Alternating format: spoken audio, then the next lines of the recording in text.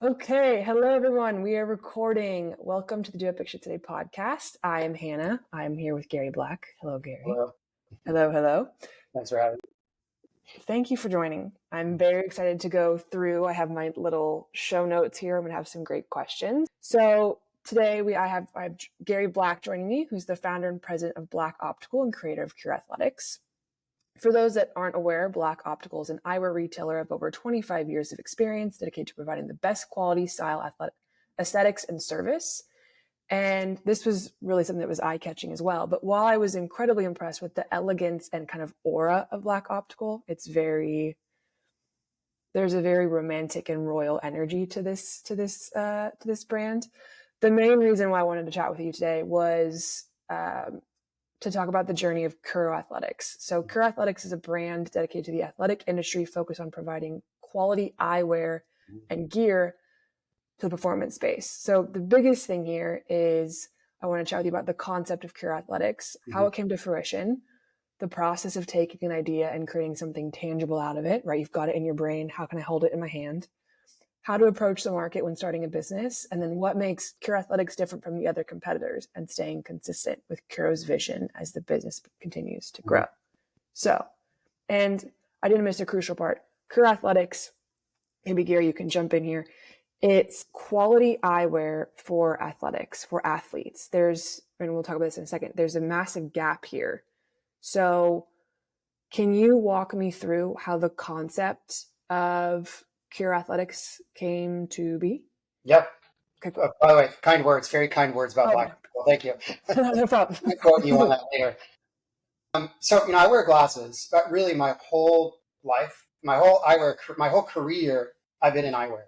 I worked for a prescription sunglass company when I was 17. It's my first job in high school. Worked my way up with that company for 11 years. Kind of hit a little bit of a wall. I couldn't really move up unless I moved, and moving wasn't an option for me at that point. So then I opened Black Optical. I figured, okay, I could go work for a competitor, just be the same thing, different paycheck, right, or different name badge. I could go back to school and do something totally different, or I could just open my own optical store and kind of fulfill what I saw the gap within retail eyewear would be.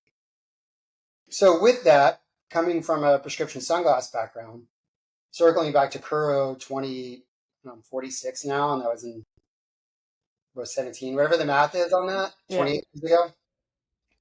They, like, prescription sports sunglasses have always really been lacking. You've had some competitors that would do a cutout, right? If you wanted a shield, something that was sportier, they had to cut the lens out, and then they insert a lens. Or they did a clip-on, that goes behind it. So I'll circle back to the cutout. Okay. Having a cutout, I had a friend who did an Ironman, and the insert popped out in his bike ride. He was so mad at me. So I'll say that's probably the early genesis of the better solution for athletes, was whenever he had this shield made. I made it for him. Lost it mid bike ride. Because if you clean it too hard, if something hits it, it's just, they pop in and out pretty easily, like these do. This is what it is. And so, but he wanted that sportier kind of Oakley M-frame shield, and that was the option. The other options, which a lot of my friends I cycle, doing the clip-on, the insert behind the lens. If you think about the laws of refraction, yes, you have the corrective lens, but you're looking through two layers of lens, so you're bending light at kind of an obtuse angle. Second on that is sweat gets between the clip-on and the lenses, condensation because there's no airflow, especially being in humid Texas and Oklahoma. I mean, you're just blasted with humidity. There's no way around it.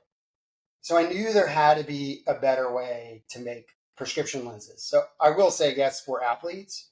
Not everything is prescription for us. We built everything around being RXable. And then being in eyewear, retail eyewear for so long, I have so many clients that come in, right? Every one of my customers wears glasses. They need them, but they're also athletic. So they're either forced to wear contacts, or they're forced to wear frames they don't think look very good, or they have to compromise on their optics. So thankfully, also being in our space, work with a lot of frame designers. I work with a lot of lens designers. Um, and we always kind of share ideas, right? I love design, but I also love the service aspect of it. And a lot of the brands and factories we work with for our retail side also appreciate those kind of things. So that's really the start. The start of it was, how can we help people that need glasses? That's the huge market because nobody catered to them at all. Mhm. Um, so that's it. Yeah. Yeah. No, I think that's so like I asked the gap. It really wasn't even a gap. It was just like this blaring obvious through your friends, through family that are just like, dude, there isn't a solution out there. Yeah, I need to be able to see. Yeah. And I want to be able to go fast, right? And not have to worry about it. And I've Yeah. always found it's funny, and I'm going to poke fun at myself too, just as much as a lot of other athletes. We spend so much money on gear, I know. so much money, like marginal gains to lower our weight or special kind of kits. We think about our helmets, and I will tell you, when you look at eyewear on a lot of these triathletes and these ultra runners, or even just 5Kers, they don't they don't think about their eyewear. And Mm-mm. you use your heart, you use your legs, and you use your eyes. Like those are the things that really matter at all. Yeah.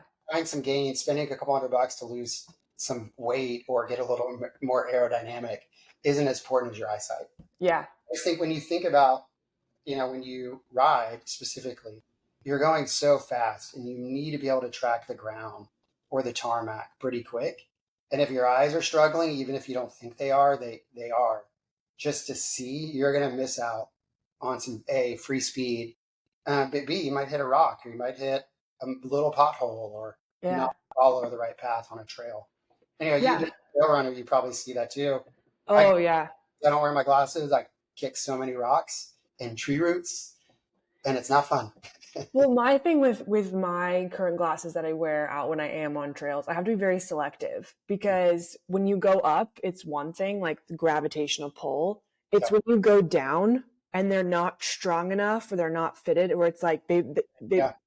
they bobble all around and you've hit shit and you fall or so I have to be really either I'll hold them, I'll put them in like my sports, like it's just kind of this, it's a struggle. But I don't have, I can't imagine even adding in the fact of like actual prescription lenses to that as well. It's a big part. And again, Yeah. everything we sell is non-RXable too, Yeah. but we really thought about visual needs first. Yeah. I Down to think, that fit, if they're bouncing or they're not staying on, it's really a fit issue or it's the wrong frame for your face shape. Very similar to shoes, mm, right? Every foot's a little bit different. Every stride is a little bit different. Same thing with the way you wear your glasses. And being an mm, optician, it's allowed me to think through, what's our frame design like, right? How can we think through adjustability? Because when you wear eyeglasses, it's really important to be able to adjust these. I need to be able to put panoscopic tilt, add some face form, just to be able to dial in the correction just right. Or you're designing glasses and don't really have an optical background, you're not thinking about, how can I optimize the fit of these glasses? So I need to be able to adjust the temples to be able to get the tilt I need. I need to be able to form the lens around the eye in order to optimize the sweet spot of the optics. mm, In Kuro, we did that. We have a fully adjustable frame. When you look at our competitors, the frames are flexible, but you can't adjust them. right. They just go back into place, or you break them. I can't tell you how many high-end frames I broke because I'm trying to adjust them for my clients, and I just can't do it. So with Kuro, we thought through that. We thought through adjusting the nose pads. Or if you look at other sport brands, if they do have a rubber nose pad, you can't really bend it at all. Hmm. But ours, I can. I can grab frames too and kind of Yeah. show Let me see. that. Yeah. I mean, because one of the things that I've noticed, and this is one of my later questions, but I kind of want to, we're chatting about it now. So I want to, pop it in here is like you talk about the weight of the glasses. Like it's very detailed, the weight of the glasses, that they're engineered in Japan, like the quality part of it. Okay. Oh, here we go. Let me see. Yeah, yeah. So it's hard to see on this. I have a skeleton frame. I could probably find someplace. Mm-hmm. If you look at most sport glasses, they have the injected either polycarbonate, or ours is a nylon. Nylon stronger, it's lighter weight, it takes more abuse and heat, which is really important for Texas. Just is so extreme here. We had 90, and I ran 14 miles yesterday, and it was like 90 plus degrees outside. And that was in the morning. So God we didn't bless you. know it takes heat so much better. But if you look at other brands, their non-slip rubber slides off and on like a sock. Mm-hmm. So what happens is that stretches out over time. It starts to fray around the edges. Your sweat and your body salt, gets underneath it, dirt and grime, and it just breaks away at it. So we knew that for something high end, we wanted it to be seamless. So this goes from nylon to the non-slip rubber, and it's called a co-injected process where they fuse the two materials or inject the materials at the same time. So it doesn't break down. But underneath this part where the rubber is, there's a stainless steel core that allows me to Oh shape shit. any particular way I want to take it. So say your head's a little bit wider in the back, or if you're like me, I just get irritable really easy. Mm-hmm. I'm running a marathon. I remember pre-Kuro and some other brands, I would just toss them to my wife or to my friend. Yeah. They worked for me for a couple hours, can't wear them anymore. But it allows me to shape it so it fits exactly how I want it to, and it doesn't spring back into place. Like those are literally bending. Oh wow. Okay. Literally bending, yeah. And it's really just because nylon itself, right? The benefit of it is so flexible. You can bend it; it's going to go back into place. If you rip it off your head really fast, it's going to go back in place. But if you heat it, if we adjust like traditional eyeglass frames, we use heat. We heat them and then we shape them to fit to your face. Mm-hmm. Well, in nylon, you can't. It's heat resistant with that. The only thing you do is stretch it out over time. So adding the core allows it to hold its shape however you want it. And so where that benefits like a cyclist is every helmet fits a little bit differently. Where the strap placement is, where the MIPS mechanism is in the back. I can bend and shape this around that. So every helmet, or no matter what helmet you have, it's going to work. Yeah. And I found like other glasses, they're not glasses, but yeah, they hit my helmet and then they're always bouncing when I run. Yeah. Right. Or for you, trail running, they're going to bounce. Yeah. But now we can heat and shape that. We're not even heat it, just shape it so it fits you exactly. Or depending on how your hat fits, around that. The other big part we did for fit wise, where we were thinking through like the athletic side of it and performance, is if you look at other competitors, the nose pad is stuck to a piece of plastic. Oh, well, Right? they just pop that right off. And it has little pegs. Yeah. They fucking hurt. I'll throw that in there. They hurt. And they hurt. And they tear off. I can't tell you how many I've lost, or like, you pull them out of your pocket and the nose pad's gone. Yeah. Or you pull them out of your gym bag or cycling bag or kit. The nose pad's like halfway on. Yeah. We used a beta titanium tension rod. Okay. So essentially, it always wants to squeeze into the lens. So it's not going to rip off, for one, at all. You're going to have to physically squeeze it, like tweezers, and pull it off. Yeah. But what it allows me to do is take needle nose pliers, and I can adjust this to your bridge. So if they are bouncing a little bit or they're sliding, I can bend them in. So I'm not going to say it's the world's first adjustable sport nose pad, but I can tell you I've never seen it. Yeah. And I again, like how it just pops right in and out there too. Yeah, I mean, again, you've got to squeeze it. It's got some tension on it. And what's nice is too, we've started making, or at least what's next is we'll do deeper nose pads. Like my wife has longer eyelashes. So she's like, oh, my eyelashes hit that one. But specifically once you get the prescription. So we have that too. But it allows us to do different sizes and still make it adjustable too. Yeah. You can wear them off the rack. Without it, wearing out or stretching over time like the plastic would, and just the rubber that slides off and on the peg. Yeah. Thanks. No, no problem. I mean, it's very obvious in the best way that you're quite passionate about this. Oh, I love it. Like it's the way your face lights up, the way you get like super intrigued with like the nylon and the core and being able to change. So I mean, when you knew, like you noticed the gap or the massive gap, like, can you walk me through like, okay, I've got the green flag, my gut's telling me to do this. What are my steps to make this thought into a tangible? Yeah, the big thing is I needed a factory or a manufacturer that believed in our vision, right? And thankfully the factory we work with in Japan, one, they allow us to take all these concepts we have. If we made in China or Italy, we'd probably have to use more off the rack elements. But our factory was able to say, let's work through this. The other great thing is it's a family factory, and the son who now runs it is also a marathon runner. So having that tangible feedback from him of saying, these are some blind spots I'm seeing in the sport market. And they make a few other sport markets too, but nobody has really been as interested in saying, hey, how do we solve these problems, which is RXable, adjustable, and heat resistant. So they don't bend or break in the heat. So having that kind of inside knowledge too was a huge, huge benefit to us. But I think for me, I don't know, it's hard to think about the business path because I'm always kind of thinking it's hard for me to sit too idle. And I love eyewear. I love helping people see. I like that side of the business. But knowing that, hey, there's a huge need here and seeing that really 3 companies dominate the sport market, I knew there's just so much more opportunity to elevate it. And you see it with shoes, right? We see it with, it's the same running shoes year over year. Then all of a sudden, you have a brand comes in with a whole new sole, and then everybody kind of follows. And they're able to elevate that design and that fit and open up these broader conversations of how should a product truly function?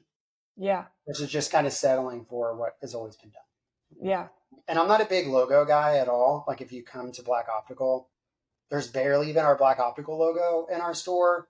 Definitely none of our frames have logos on them. And I knew from a sport perspective and talking to my clients that they didn't want a big O on their frame or other big, symbols all over their glasses. So I knew there was another gap in that too, just in conversation of we need something cleaner design. We need something to help us see better and something, of course, that can perform. I think I got off from your question, but no, that was great. Because I mean, my biggest thing is I think so many people, not so many, but I think there's people out there who notice gaps. Yours was quite an obvious one, being that you are an athlete and you work in the optical space, and you're like, dude, my glasses are falling off my head. They're really shitty quality. They're not made for my face, and there's not prescription options. Boom, boom, boom, boom, boom. So for you, it's kind of like, why would I do it? To me, I don't want to use it at all, but it just seemed like a no-brainer that there's an entry point. Yeah, and I think that's so amazing to hear you just put the equation together and be like, this is missing. Let's go for it. For folks who have, maybe have the concept, have the idea, but are hesitant to go for it. I'm curious, because it just sounded like it was kind of a natural reaction for you. Like, this is missing. I'm going to fix it. There wasn't even a hesitancy. Was there any doubt of I don't know, or did you just? I always have a lot of doubt. I'm very confident, but also I'm very hesitant at the same time. So it's an internal struggle that I wrestle with. But I think the big hesitation is it's a huge investment, right?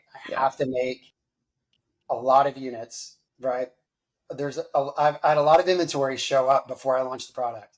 Yeah. So its hesitation is, this is a big investment. If I don't sell anything, what do I do with this, right? Where do I go? Or, how do I recoup that? Yeah. I think that's the big hesitation, right? Is not necessarily the failure side of it, but what if nobody buys it? Yeah. Yeah, because we are coming in at a much higher price point.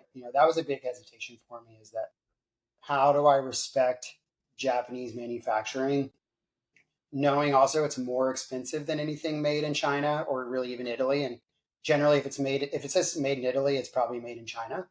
And there's great manufacturing everywhere, right? There's great, my phone, your phone, made in China. Right. What we're talking on is made in China. There's a ton of great manufacturing, regardless of the country. But when it comes to eyewear, it's generally not as innovative. Yeah. But at that, it comes at a premium, right? To do a co-injected temple with a stainless steel rod you can't see, or a titanium nose bridge that most people might not look at it or notice it creates value, which also increases the price. Yeah. That's the big hesitation, is will people see value in that, right? That we are using these premium elements. We are adding, extra production to it. Can we sell a $400 sport glass? Can we sell a $500 sport glass at scale or at volume? That's my hesitation. So if you have an idea, find people, right? I think for me, Yeah. it's having a great network that can help connect the dots for me was a huge help, right? Because I could talk to other eyewear designers and say, hey, is this legitimate? Or is this what I should expect? Tell me about production cycles, So I think Yeah. I ask a lot of questions. Yeah, no, I think that's valid response as well, because I think that's a hesitancy for a lot of folks. Like, you have a goal, you have a dream, you have a thought.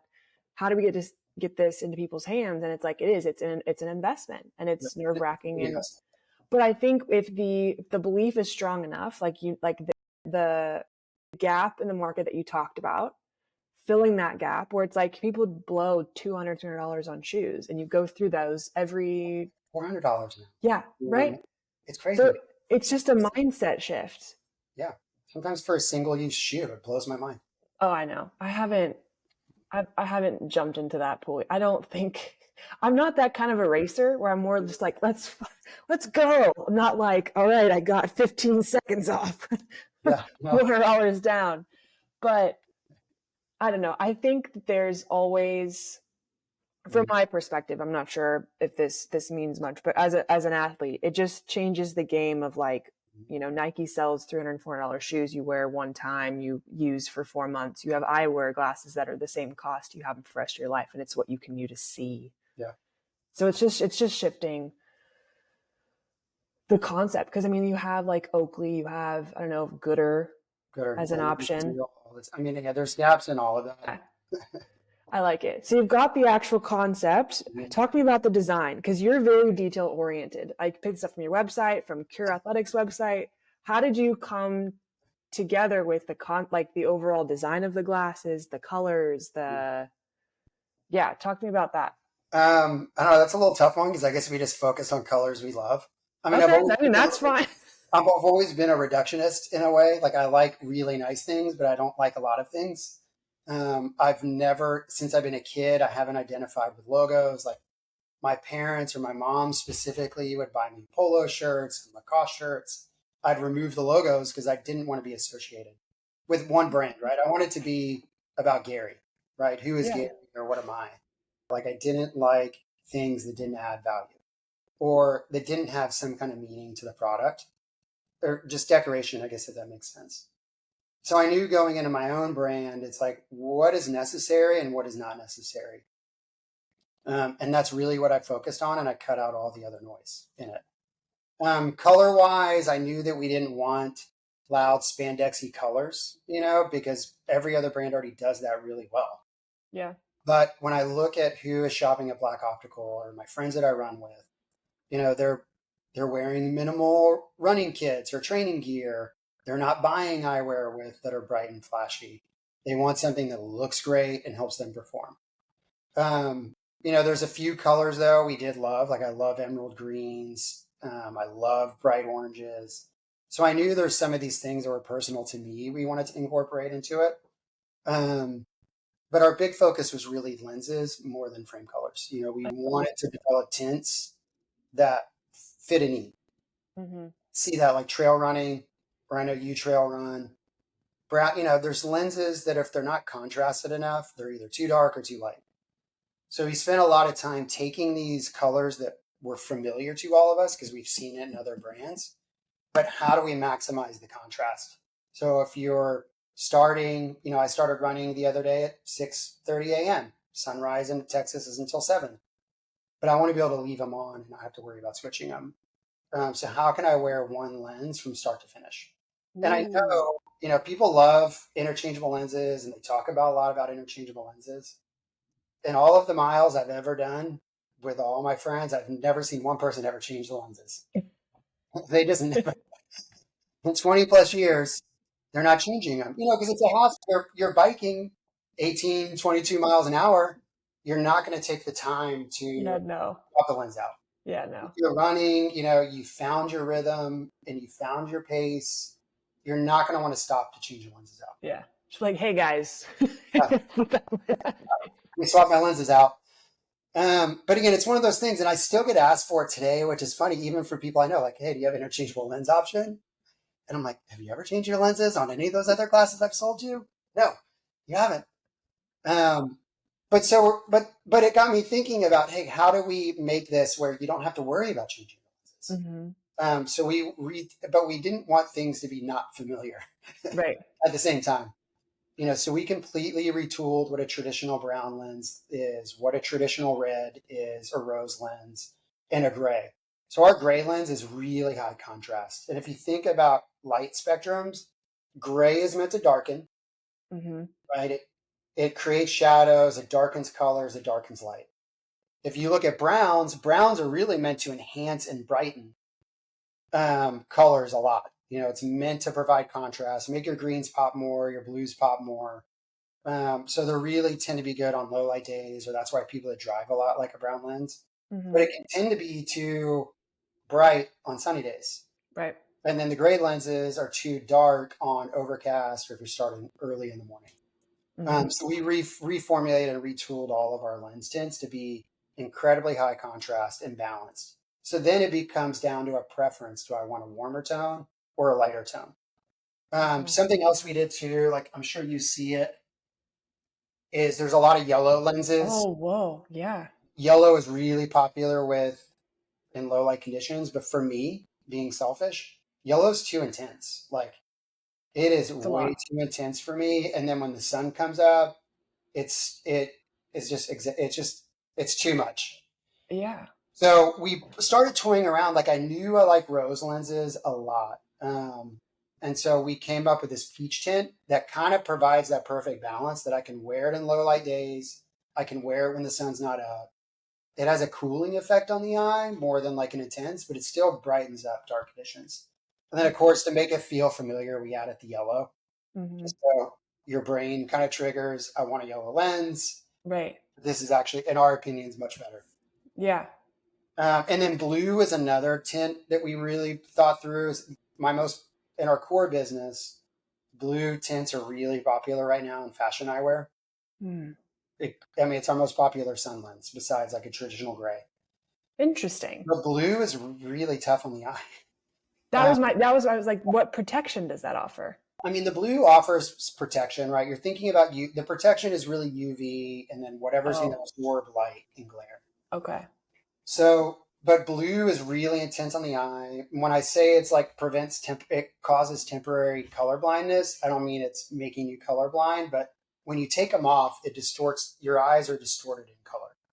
Mm. They also, in Japan, blue doesn't pass traffic light tests, which are really important to cyclists. If you're a road cyclist, Yeah. you want to be able to discern the traffic lights. So we rethought our blue where it doesn't have that color shift once you take them off for a few minutes, and it passes Japan's traffic light tests. So Yeah. that's really a big deal for us. That's a huge deal. Yeah, we also knew that like cyclists specifically, and even some runner, I don't like trail running in polarized lenses. Period. You lose an entire layer of light. Yeah. Polarized is Mm-hmm. meant to cut all horizontal light. So if you cut that off the road, or even track workouts, I don't like polarized because I want to be able to see the track even though it's smooth. Trail running, of course, I need to be able to see all angles of the surface. So we worked on our tints where they cut the most amount of glare Mm. without the side effects of polarized, or the side effects of them. Yeah.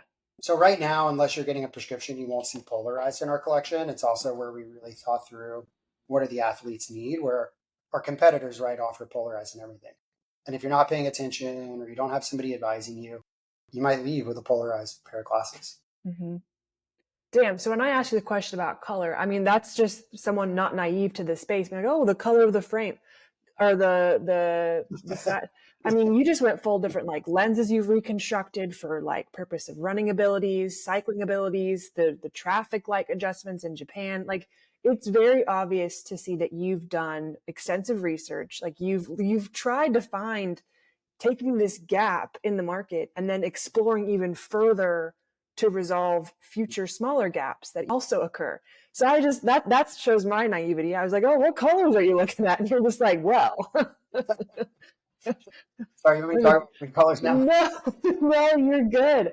I was curious because I mean, from like a branding perspective, like you mentioned, like you're not a big logo guy.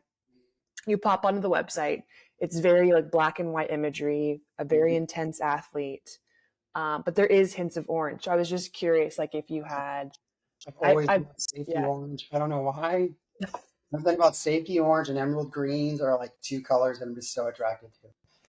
I think that's why we have an emerald green frame. We did a little pop of bright blue on it, which just kind of matched a cycling kit that I had. So it was more yeah, about, hey, this is my cycling kit frame. yeah. And then I guess orange. I don't know why. I just love it. Hmm. So you talked about the actual, reconstruction of the lenses in itself to kind of adapt more to the athletic, going for a trail run, going for a cycling, going on a run for on a track, even like things that you can change within your eyewear to make your performance better. You also mentioned on your website, like even you talk about the weight Mm-hmm. of the glasses. Was that something you had to kind of fight to find? Or like you don't really see that in optical wear, at least in the athletic space, about like, oh yeah, this is 24 grams. Like, was that something you really wanted to focus on as well as like a pillar? I mean, it does because, right, I'm a cyclist and runner and I geek out on these things, right? I Right. want something lighter. Even though I know I'm not going to podium Ironman, I'm Hey, you still never know. thinking about, hey, how can I push less weight, right? Right. And where I'm at, Texas is considered flat. It's where I live in Fort Worth. It's hilly. I mean, there's a lot of climbing. Shorter, right? It's not Colorado climbs. I'm not climbing a mile, but they're very punchy and they're steep. Hmm. So just thinking through like what's important to me and what's important to my friends that I ride with. And, weight's a big part of it, Yeah. fortunately or unfortunately. Yeah. No, I hear on So that. yeah, I mean, I don't think it was tough for me to scale that back. It was just knowing what's the highest quality, lightest weight material we can use, and then how can we sculpt some of these frames that we're using less material. Hmm. So if you look at our more classic frame, it's going to be hard to show up in this, but the Kestrel, which is Okay. seems to look like a classic frame. My wife doesn't want things like this. Got you. She'll wear something like this, but wants all the details. Hmm. It's thicker here to be able to give you the coverage of a sportier frame, but it's all milled out on the inside, to reduce the weight. Yeah. I don't know if you can see that in here. So Hmm. it's not this thick piece of material like it looks from the front, but it's like, where can we have some weight savings? Uh, and again, using a nylon or a powderized nylon as our injection material helps reduce that weight Yeah. versus an acetate or any other kind of frame material. Using the beta titanium also is a lot lighter than a steel or any kind of metal alloy, and we can cut it thinner. Hmm. Like on our Peregrine, it's hard to see on this one, but it's just razor thin. It's tight. I mean, I don't know Right? if It's like people who so are flexible listening, and but bendable, which is yeah, beautiful, right? And it it just weighs is. nothing on. So I knew that was important to us, right? And I know not cutting a few grams is going to make a huge difference, but I think it adds up over time. That, and I think it just shows that you're paying attention Mm-hmm. to the act, like every component of the eyewear itself. Like you talked about how it was engineered in Japan. Like that's, not in the back door. It's not, someplace easier in China where you see a lot. You talk about how, what is it? Double injected temples with metal core for adjustability. You talk about the weight. You talk about the different lens types, talk about the RX prescription. It just goes to show that you're very much paying attention to what you're putting in and on and what's composed of Kuro Athletic eyewear. It's Like, that that's noticing. that's yeah. Yeah. So I mean, from so you've got this like amazing product you've created.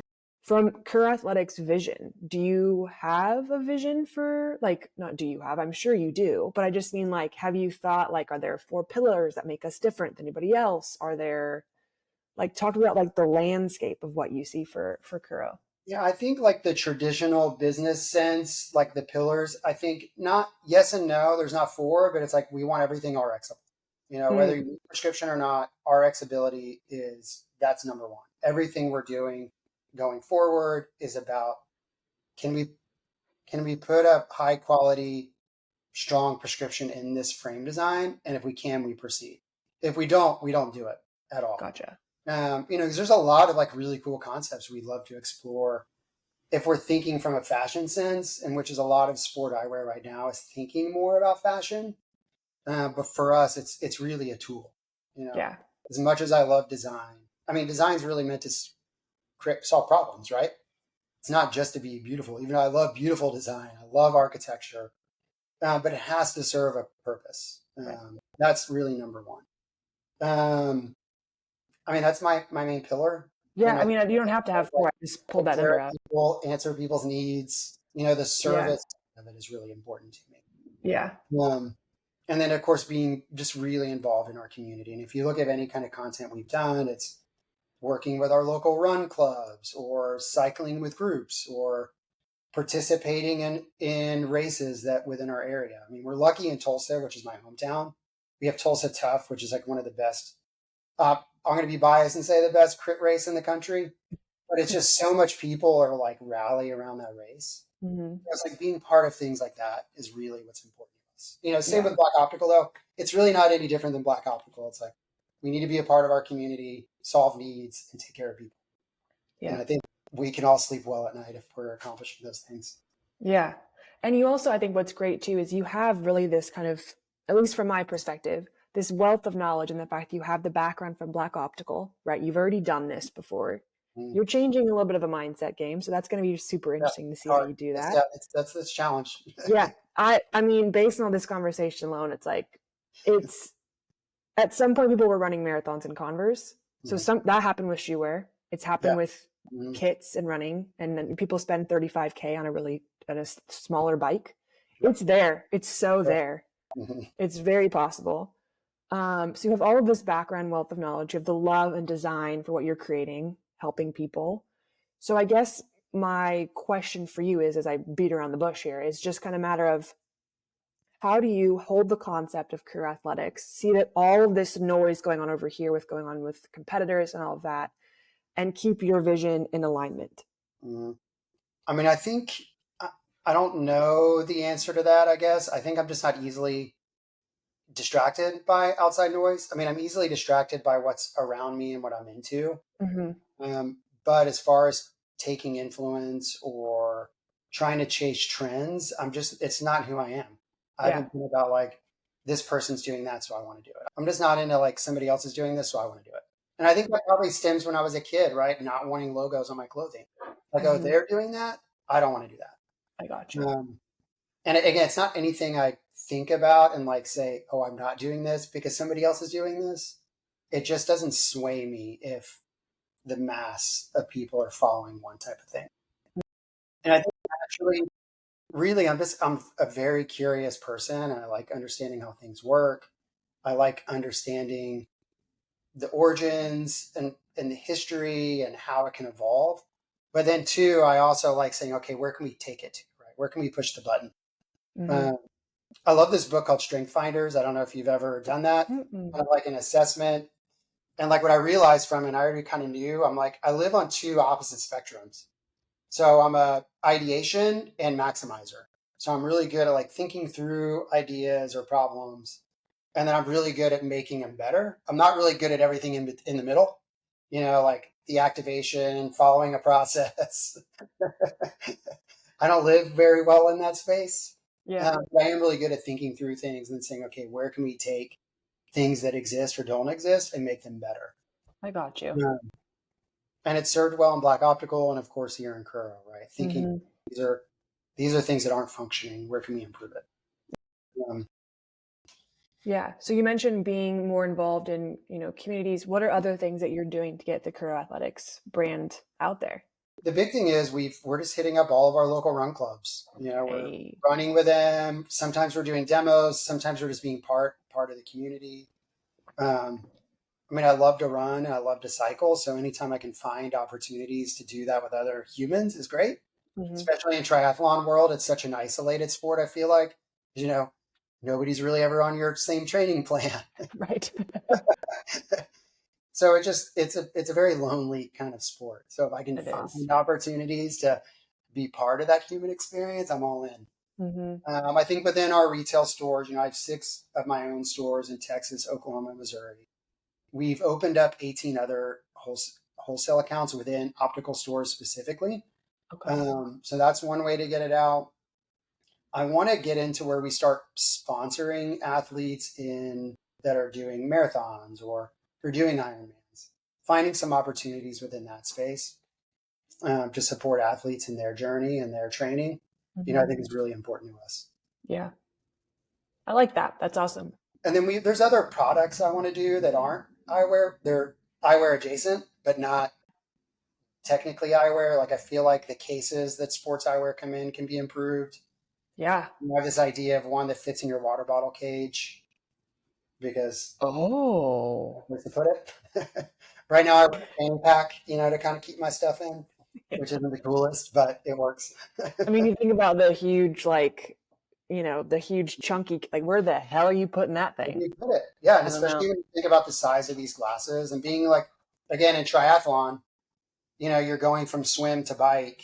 Um, you don't want to like fiddle for your glasses. And I know No. people put them in their helmet, but I can't tell you how many times I've heard about people's glasses being stolen, Yeah. or maybe they fall off the helmet when they're getting their things and they roll over them. Hmm. So if there's a way you can attach it to your bike like we do our other gear, I think that would be solid. Yeah. I like We that. It's live on our website, but we rethought the cleaning cloths where the one side is silicone coated, little silicone Oh, okay. pebbles, so it keeps your sweaty palms off of it, and allows you to clean the lenses really well without the cloth slipping and sliding. Yeah. And again, it just having the silicone helps it not absorb as much oil and sweat, so you're not smearing stuff on your lens. Okay. That's smart. Not only are you, like, you're providing kind of the glasses that are changing the Mhm. game in itself, but how can I better support the glasses by giving you gear and like the silicone, the water bottle, or finding a way to attach to your bike is genius. Because think about those huge ass cases. What are you putting that in your back sleeves here? No, it's not very aerodynamic if you put it in your back. No. I know it's behind you, but I like it. Oh man. So I saw on your website you have action creates clarity. Would you mind breaking this down for me? yeah, I can break it down. Okay, I cool. mean, it's another very personal thing, right? I mean, I have a lot of kids. I work really hard. I have stores kind of spread out. But which is all great, right? I'm grateful that I have all of this stuff in my life, but it also means it's hard to turn off, Hmm. because I have my phone there's needs, right? Right.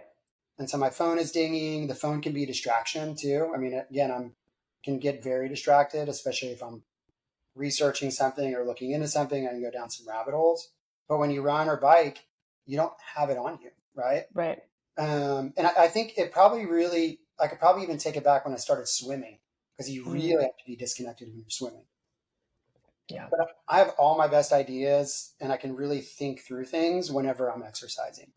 Swimming Mm. specifically because there's nothing, right? It's just down and back in a lane. There's not a lot to really think about except for, you know, pull, breathe, Yeah. breathe. And so it creates this meditative process in a way. And same Hmm. thing with running, if it's a long trail run or I did 20 miles on Sunday or Saturday. And it just gives you this time to think without any distractions. And I felt that, and we all know that too, right? We exercise gives us energy. Hmm.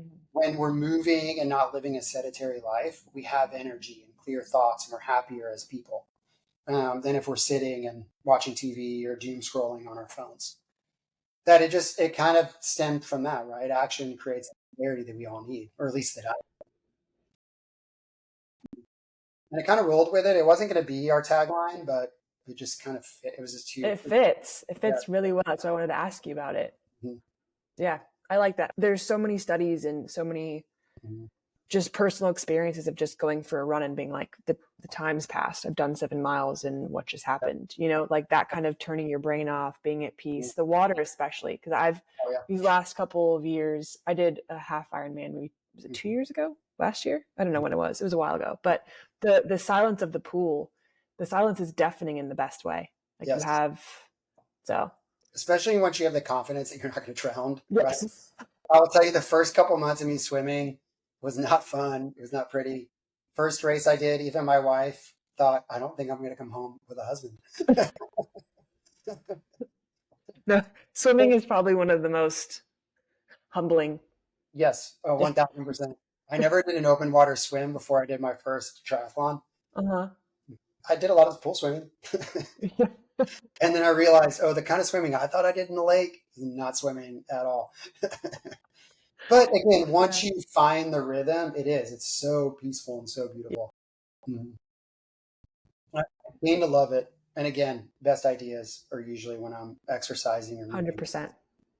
Yeah, you're able just to silence the rest of the world and just kind of tone into you. Mm-hmm. Yeah. So what can we look forward to from Kuro Athletics in the May 24? Yeah. So, I mean, right now it's working on our brand, hopefully more content. I mean, now that things are settling, we're kind of heading into off season and the retail side of our business. Mm-hmm. And we're slowly compiling our content.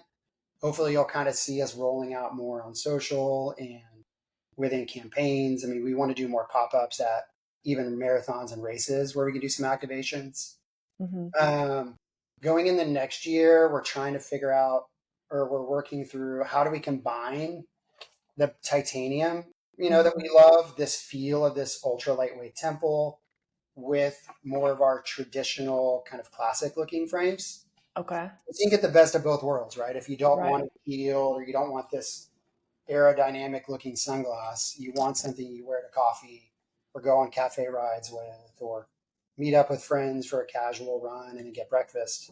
How can it fit that while still feeling like this? Of course, thinking through accessories, specifically the case, is something we hope to launch in 2025. I have the concept of it down and I have the drawings of it down. It's more like sourcing the right manufacturing partner, figuring out how do we flak the inside of the case so we know that the lenses are protected, and then working through into the lenses. Right now we offer one photochromatic or light adaptive lens. We're trying to work through how can we do it beyond just gray, right, and still make it RXable. So how can we make the peach light adaptive? How can we take the roses and the blues and make those light adaptive as well?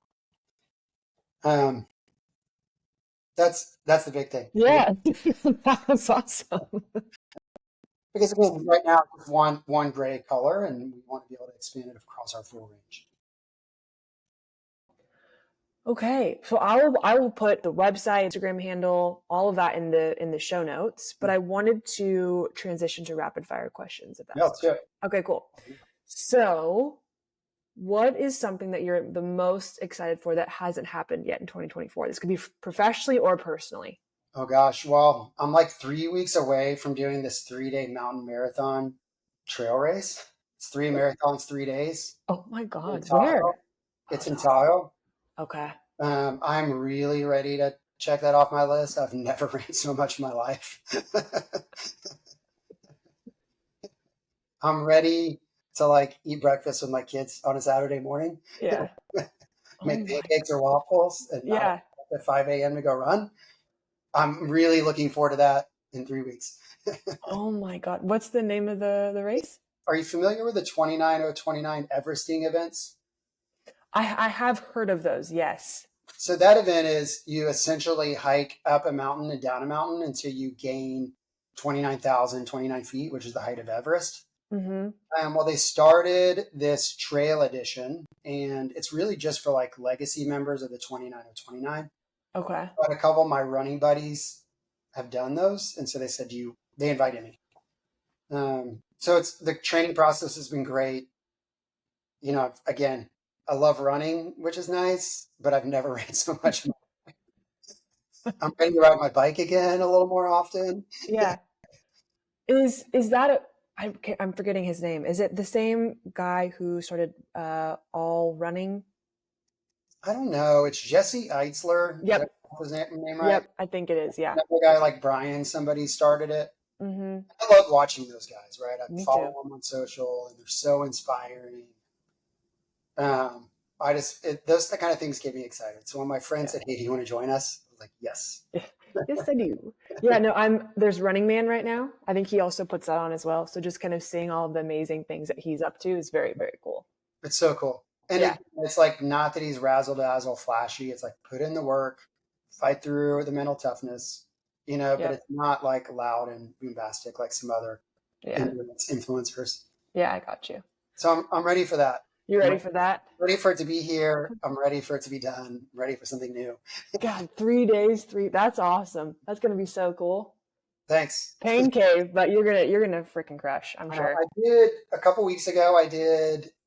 My wife is an ultra runner. I should mention that. I mean, she does races, so thankfully I have her to lean on and say, "Hey, Is Help this me. normal? But like I would give, we have trails. We have a lot of single track trails out by where I live. But I also knew one weekend I had to do 20 miles, 20 miles, 14 miles, Labor Day weekend. And I'm thinking, man, I've already ran like 6 months these same trails over and over. So on a Friday, I'm working out of town in Tulsa at our store. Friday, I told my wife, I was like, I'm going to be bored out of my mind. She was like, oh, guess what? There's a trail race just an hour south of us. You should do that. So and the options were I could do 6 miles, half marathon, full marathon, or 50K. Okay. So I knew I needed to do 20 miles that day. And so I was like, I can't do the half marathon. So I'll do the marathon. But my rationale is, well, if I'm already doing that, I might as well do an ultra. So I did that. It was first like 20 miles were awesome. The next ones were a little more painful. But then I got up and ran the very next day 20 miles. And I'm like, that was the confidence I needed to say, okay, I've got this. Right. It's painful, but my body was able to run the next day. I know for this Tahoe race that I have to be able to do it. Yeah. I've recently discovered throughout this like big last effort of this training block, like how my body responds to cold. Mm-hmm. Like so contrast therapy, like like the whole And the ice. cold plunge and sauna and all that. It's expensive as hell, especially in LA, but it's like it allows me to keep going. I've done the cold. I have like a little ice pod at home. Okay. But ice is so expensive, and in Texas it just melts so quick. Got you. I mean, I could spend $30 in ice, and it like is gone really fast. Yeah. But I love compression pants, or my best friend. It is really nice just sitting in those for 45 minutes or so. Oh, wow. You do 40. I've only done them for like 15. I bet that does feel good. I mean, I could sit in there for hours if I could sit still long enough. I got you. All right. You got a big ass race in 3 weeks. You're going to crush it. No. All right. I feel confident. You should. Hell yeah. You put the work in. Okay. Favorite memory that has occurred this year? I mean, I think launch a Kuro, right, is a really big deal for us. It's something I've thought through. I mean, I'm not going to say the concept of Kuro hasn't been with me my whole entire working career, but thinking through how can we improve this has been a part of me. And then when I started genuinely working on Kuro was 3 years ago. Oh, shit. So to have it finally come to life and seeing people on it is, right, it's inspiring to me. And again, I feel grateful that I get to do it. But also like, it's like, wow, I actually did this. People are buying it. Connected to that, a friend of mine that lives in Texas works in New York a lot. And he was running West Side Highway, which is a big kind of casual running spot. And he saw one of our frames like on the road. That was huge too, knowing that, 2,000 miles away, somebody is wearing our product, not just my friends in Oklahoma and Texas. Hell yeah. That's a great place to run. That, and also it's New York. So that's got to be so inspiring. Yeah. So inspiring. Oh, that's awesome. And then just family stuff, right? My kids, like I've one kid that is learning how to drive, and my son started cross country and actually likes it. Doesn't, he gets up for school, gets up early. All last year he fought going to school every morning. Same thing over and over. Do I have to go? Do I have to get up? Did cross country this year, is up out the door at 6:20 every morning. That's like, as a parent, yeah, coming from two parents that, love to run, that's, he sees you too, that took long enough. Yes. Yeah. I was thinking, man, are we not going to have any athletic kids? I mean, oh my gosh, that's so true. Oh man, I also loved how you answered that question from a professional, personal, like as a well-represented balance of like, you can do both. You can do all three. Yeah. Oh, I mean, it's life, right? I mean, life, we all have to work. We all have to live.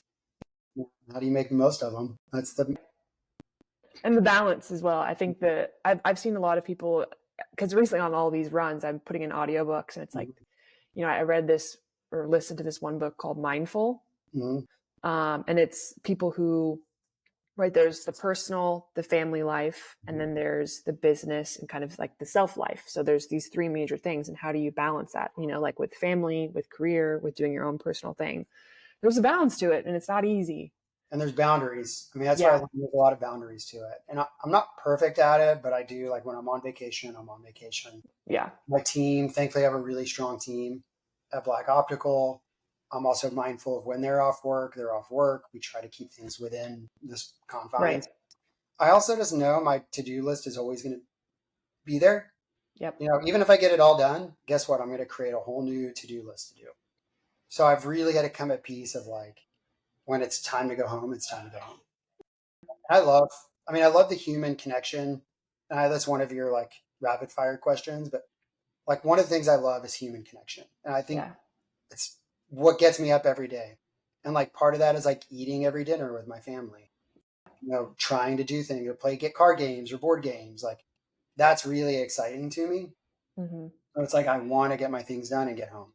But it also means I don't always get all my work done either. But at least I get the important, right? It's prioritizing. What are the important things that need to get done today? And get that done. And then I can Mm-hmm. sleep pretty well. Yeah. I'm still working on the to-do list because I have like my muggle job.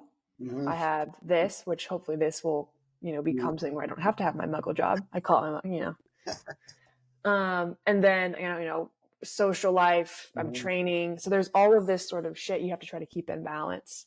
And the to-do list, looking at the to-do list and being like, not feeling defeated because there's never going to not be something. There's never not going to be something. Yeah. There's There just has to be a sense of peace always with going to that. be something. So I think that's when it's like editing, right? Curating your to-do list, like what is important today or what's important. I look at it at a week, honestly, not daily. It's too hard for me, but I can look at it the week and say, okay, what are my priorities here? And then I get those done first, and then I can move on to everything else. Do you have a hard time when it's like work mode, family mode? Like, do you have a hard time that switch? Yes. Generally being, yes, I do. And Okay. it's more probably the other way, right? Taking work home. But a couple things I've learned exercise after work helps. It's kind of like a palate cleanser. You know, I'm able to shake off, action creates clarity. I can think through my work day and then I'm home and I'm all family mode. Um, and then also just knowing to turn off all notifications, and that's the part, right?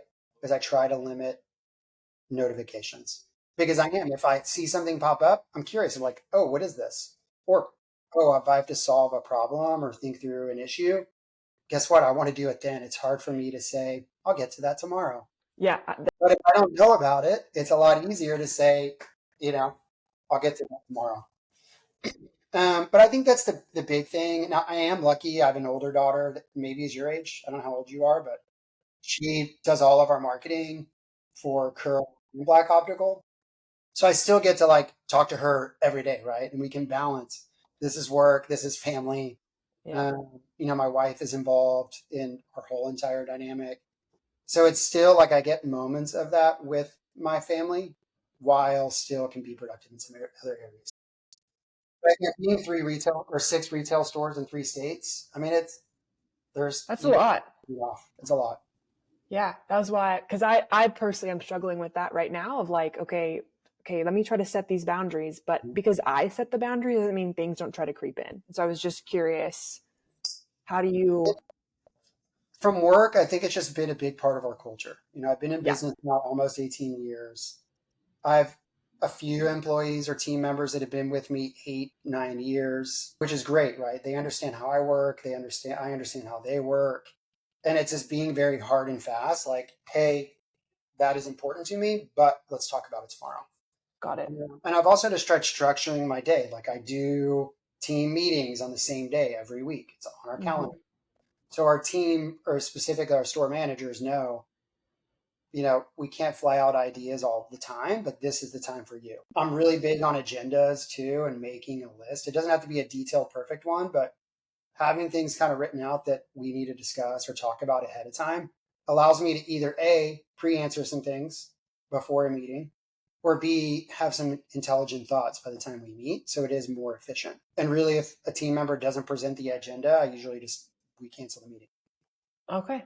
So it's like having things like that, which are tough in the beginning, but once you create a habit and a rhythm with it, people understand it and they realize, oh, we're all way more productive because of this. And also, again, I know my strengths and I'm telling you, I only focus on those.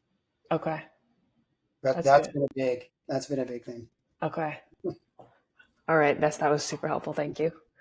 Okay. I mean, I think I asked this already. Favorite color, maybe favorite colors. Oh, I mean, it's emerald green and high vis orange, like all day. Safety Okay. orange. Safety Mhm. orange. Mhm. All right. And then last question. What are 3 things that you're grateful for?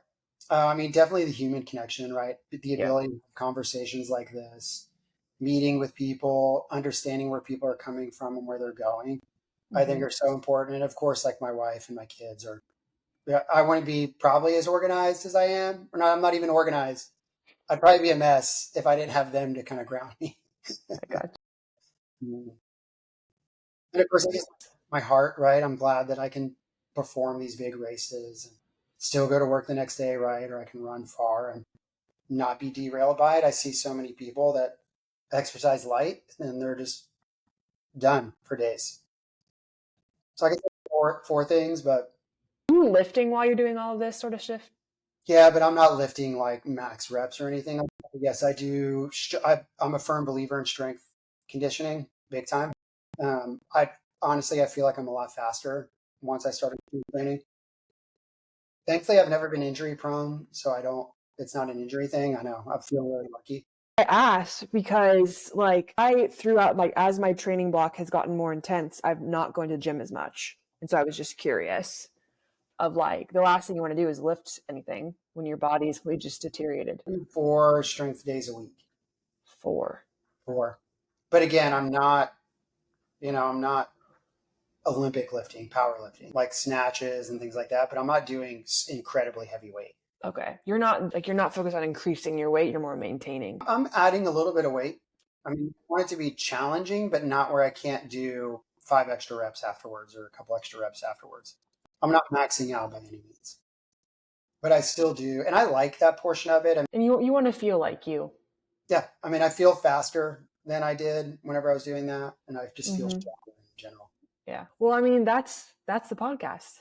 Thanks, that was great. I Yeah, hope I you hear answered all your questions. you did. You sewed it. Here, I'm going to hit stop here.